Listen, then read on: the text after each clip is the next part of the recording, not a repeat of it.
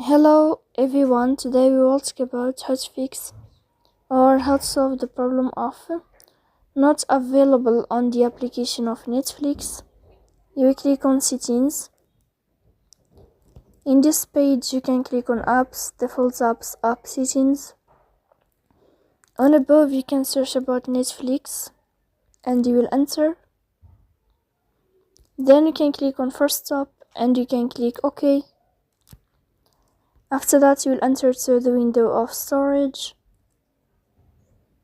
Here you can click clear cache. Don't click clear data because that can delete your account. In the end you can turn off your phone and you can turn on your phone again. So please don't forget to support us by like and subscribe. See you next time in another video and thank you for your attention.